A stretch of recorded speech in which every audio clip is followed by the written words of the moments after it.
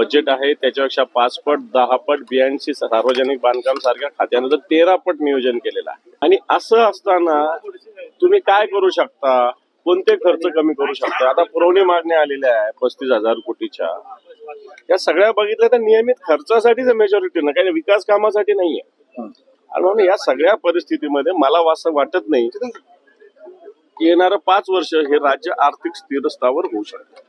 Sir, पुन्हा अधिवेशन संपलेलं आहे परंतु अजूनही खाते वाटप झाले नाही। पहिलं अधिवेशन आहे विदाउट खाते वाटप केलेलं आहे। मला असं वाटतं अजून आठवडाभर होणार पण नाही पुन्हा, कारण बऱ्याच खात्यांचं कामकाज आता उपमुख्यमंत्र्यांकडे सुद्धा कोणतंही खातं नाही, कारण खातं कोणतं आपल्याकडे असावं याच्यासाठी अजूनही वाद चालू आहे। नंतर पक्षांतर्गत सुद्धा आपल्या पक्षाला मिळाल्यानंतर ते कोणाला दिलं पाहिजे याच्यातही वाद चालू आहे।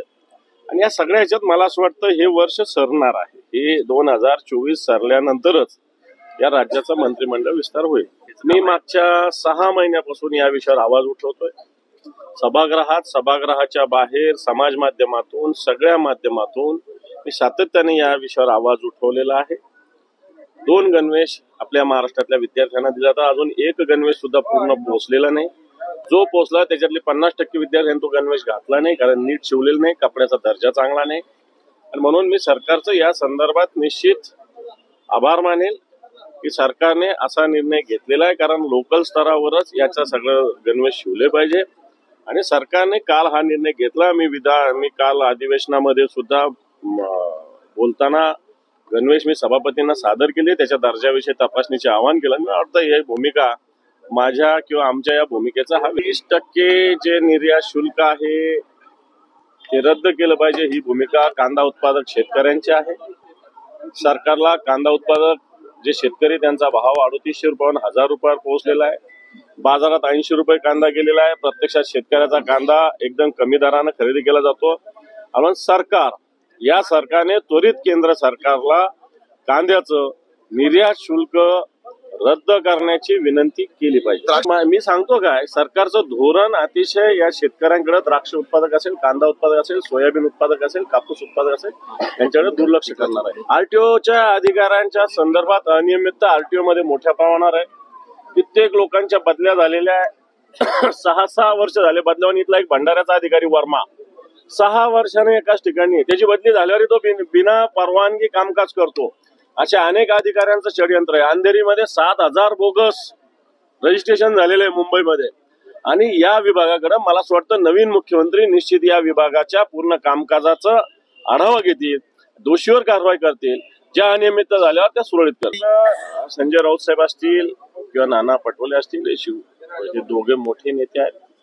या बाबतीत सगळं एकत्रितरित्या महाविकास आघाडी आहे, महाविकास आघाडी काम करते चांगल्या पद्धतीनं। आणि येणाऱ्या काळामध्ये ज्याचं त्याचं पक्ष संघटन मजबूत झालं पाहिजे, याच्याविषयी काय दुमत असण्याचं मला कोणीही, मी काल परिषदेमध्ये या सगळ्या बाबतीत बोललो। माझ्याकडे कोणती पोलिसांनी विचारणा केली नाही, माझ्याकडे माहिती होती। मागच्या 4-5 दिवस वाल्मिक कराड या नागपूरमध्ये जवळपास होते। पोलिसांनी या संदर्भात मला जर विचारणा केली तर मी त्यांना माहिती नाही। तर गोर समाजाचं एक नवी मुंबईमध्ये सिडकोने एक जागा अलॉट केली होती त्या समाजाच्या ट्रस्टला। आता ती जागा दिली संजय राठोड यांच्या एका ट्रस्टला, पण संजय राठोड यांच्या ट्रस्टला दिली, हा काय प्रोसेस असेल सरकारचा भाग। पण त्यांचे जे सचिव होते, खाजगी सचिव, काहीतरी त्यांचं नाव राठोडच आहे, यांनी ज्या पद्धतीनं पत्र दिलेलं आहे खाजगी सचिव म्हणून, हे पत्र अतिशय चुकीचं आहे, नियम भंगाचं आहे, शिस्त भंगाचं आहे। मंत्र्यांनी एखादं पत्र दिलं मी समजू शकतो, मंत्र्याला तेवढा अधिकार आहे, खाजगी सचिवाला असे अधिकार पोहोचत नाही। म्हणून जे राठोड नावाचे खाजगी सचिव होते त्यांच्यावर शिस्तभंगाची कारवाई केली पाहिजे अशी मागणी मी सरकारला करणार आहे। या संदर्भात मी सरकारला वारंवार पत्रव्यवहार केलाय। मला वाटतं पुन्हा एकदा करताना विरोधी पक्षाची तयारी आहे। सरकारने आम्ही सातत्यानं विदर्भ आणि मराठवाड्याच्या विकासावर स्वतंत्रपणे चर्चा करावी अशी मागणी केलेली आहे सभापतींकडे, परंतु अजूनही आज शेवटचा दिवस आहे, परंतु आमची ही मागणी मान्य झालेली नाही। आम्ही असा प्रस्ताव सभापतींकडे दिला होता। सरकारला सुद्धा मला असं वाटतं या संदर्भात चर्चा करायची इच्छा नसावी।